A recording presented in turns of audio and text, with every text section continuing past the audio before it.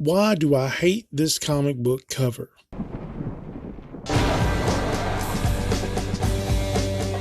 Coming to you from parts unknown, it's Vance Capley talking comics, graphic design, and art. Sit back and enjoy tonight's episode. Why do I hate this comic book cover? I looked at the inside of this comic book, and the artwork on the outside reflects the artwork on the inside. So more than likely, the artist who did the cover probably did the interiors as well. I don't like the fact that these strange ear deals on the side of the helmet are super small. How could that work for anyone? It would crush their ears. Now, I know these were done very quickly and produced for children back in the 30s and 40s. Just a quick turnaround and get the cash into the building. Why not make the those ear pieces to the helmet actually ear size or close as possible? I don't like it because of the hands. Though that's a tiny hand on that cover. Seriously. And he's got pointy fingers and tiny hand. What is that about? Look at the size of the man's head compared to the hand. They're very tiny hands.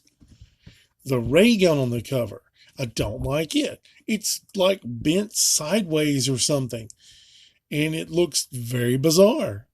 I enjoy that it has the aesthetics of a Buck Rogers ray gun, like the whole cover tries to be a Buck Rogers knockoff. That's cool, no problem.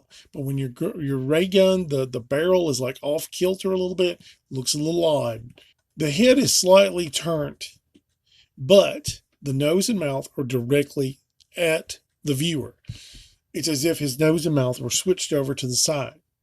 Now remember, this is the cover of the comic book.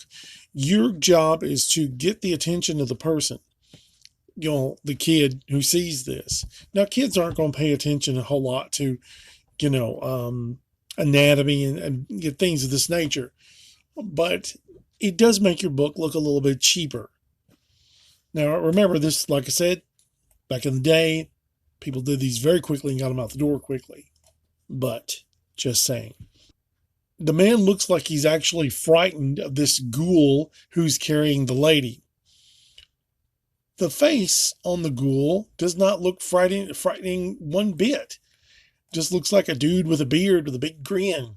If the man's face is distorted with terror, why not make the monster scary or scary? He looks scary like a strange person walking up to you in the grocery store asking for spare change.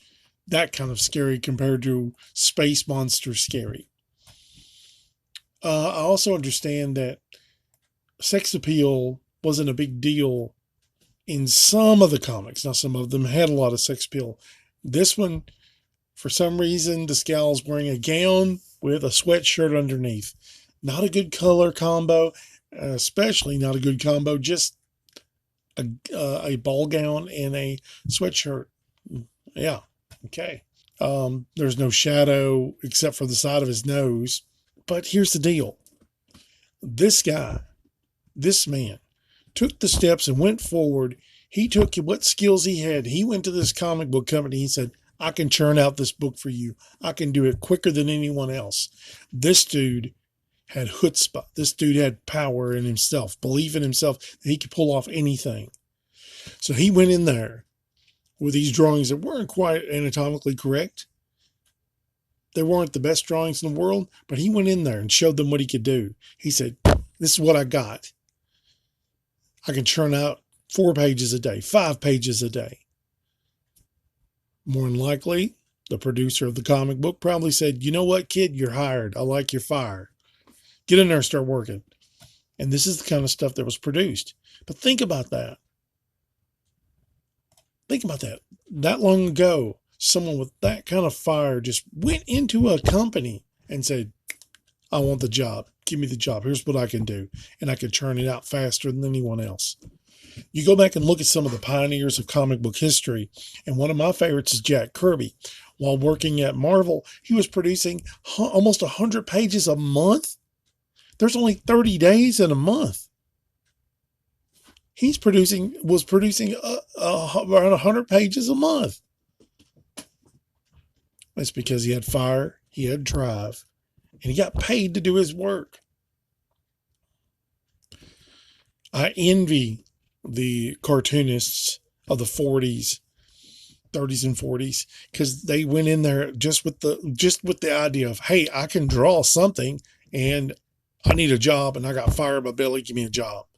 That is awesome to me. Am I knocking this drawing? Do I hate this drawing?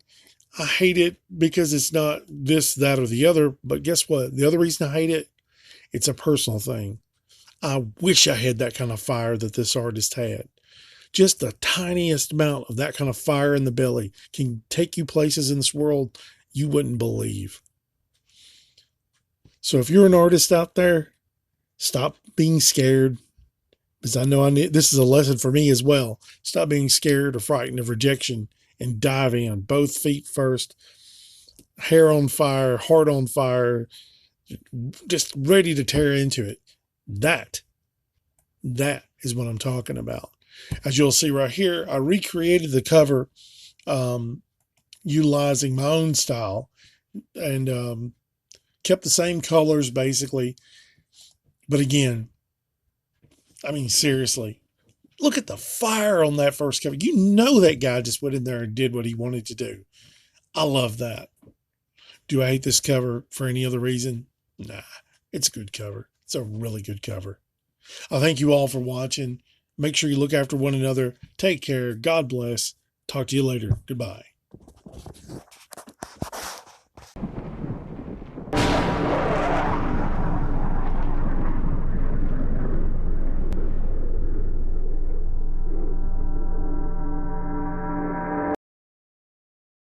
Vance Capley is a self-taught artist who has worked in various mediums, including drawing, painting, and graphic design for over 20 years. He now has his designs here on TeePublic. Old school, unique, stylish. He is also available to help you with your original TeePublic designs. Make sure you visit Vance Capley Art 1972 at teepublic.com. You'll be glad you did.